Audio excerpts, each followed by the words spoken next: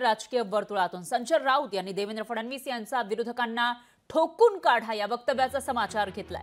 देवेंद्र फडणवीस गुंडांची भाषा वापरतात असं संजय राऊत म्हणाले, तर फडणवीस ठोकून काढण्याची भाषा तेही देशाच्या गृहमंत्र्यांच्या समोर करतात। राज्याचे गृहमंत्री हे देशाच्या गृहमंत्र्यांच्या समोर अशा पद्धतीची भाषा कशी काय करू शकतात असा सवाल राऊतांनी केलाय। तर गृहमंत्री ठोकायची भाषा करतात, त्यांनी राजीनामा द्यावा अशी मागणीही राऊतांनी केली आहे। फडणवीसांचा नागपुरात पराभव झाल्याशिवाय राहणार नाही असाही या ठिकाणी राऊतांनी विश्वास व्यक्त केला।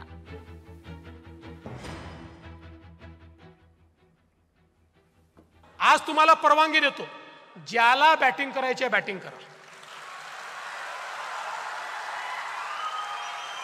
मैदानात उतरा। अट एकच आहे, एकच अट आहे, हिट विकेट व्हायचं नाही। जे फुटबॉल खेळतात त्यांना माहिती आहे सेल्फ गोल करायचा नाही।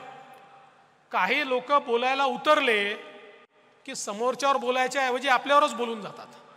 म्हणजे असं काही बोलतात की 4 दिवस त्याचीच उत्तरं द्यावी लागतात। तेवढं सोडून करा, बाकी आदेश विचारू नका, मैदानात उतरा, ठोकून काढा।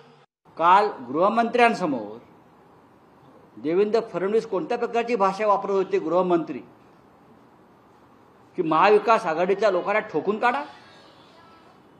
हा, ठोकून काढा ही कुठली भाषा आहे?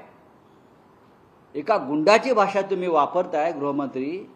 या राज्यात कायदा सुव्यवस्था पूर्णपणे ढासळलेली आहे। रस्त्यावरती गुंडगिरी सुरू आहे, चोऱ्या माऱ्या सुरू आहेत, महिलांवर अत्याचार सुरू आहे,